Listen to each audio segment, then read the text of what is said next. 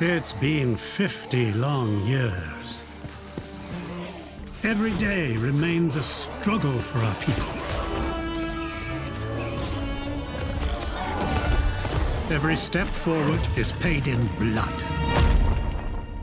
That's no reason to give up.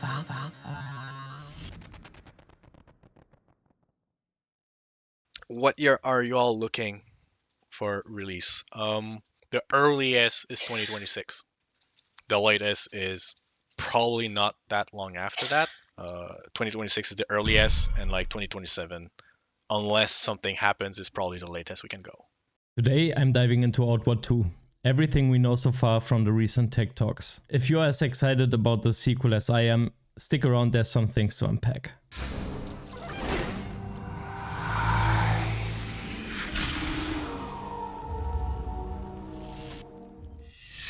So first up, the release window. The earliest we're looking at is 2026, but it could slip into 2027.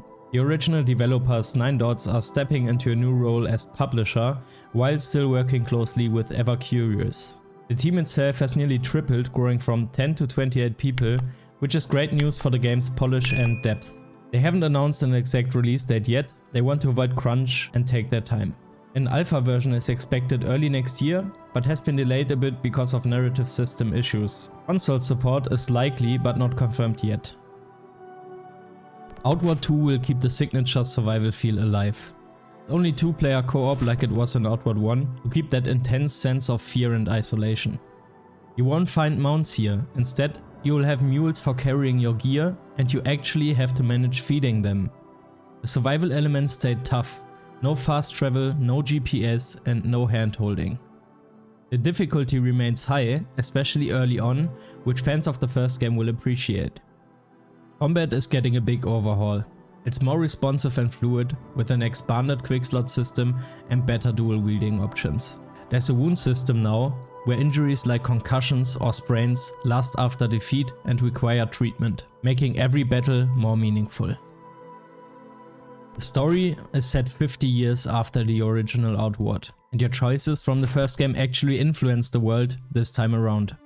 The narrative is fully voiced, with returning characters like Elat and Queen Calixa.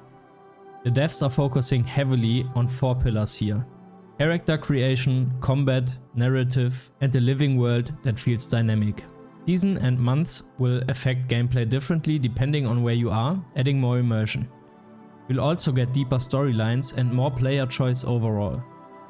While the original factions exist in the lore, none are joinable this time. Instead, there are 3 new factions, but you can only join 1 per playthrough as it was in Outward 1.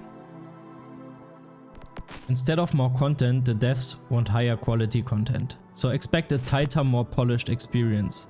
Skill-wise, there will be 8 trainers, just like before, and a mix of familiar and new spells, including a brand new combo-based magic system. You'll find new armor sets made from monster materials and cool new creatures like the Torch Moose, which can be hostile but also used as a pack mule. Mod support is still a maybe after launch, but there's good news for international players. The game will launch supporting 10 languages. A big change under the hood. The team moved from Unity to Unreal Engine, which means better lighting, rendering and dynamic weather effects like snow. The level design process is thorough, starting from mood boards and concept art all the way to final maps. Visually, the focus is on a cohesive, immersive world rather than ultra high detail on every tiny element. There's also a cool new backpack system where your gear is attached visually on the outside of your character. Behind the scenes, the devs have built internal tools to prototype gear and enemies quickly. They're also experimenting with cosmetics like hats, glasses and even beards and mustaches, although not all cosmetic ideas will make it to the final game. The devs are really emphasizing community dialogue and transparency throughout their development. Also, the main developer will be taking a short paternity leave, but plans to return with more streams soon. So that's the scoop on Outward 2 from the latest dev talk. It's shaping up to be a really exciting sequel with more polish, deeper storytelling and a world that truly reacts to your choices. And if you enjoyed this update, don't forget to like, subscribe and hit the bell for more Outward 2 news.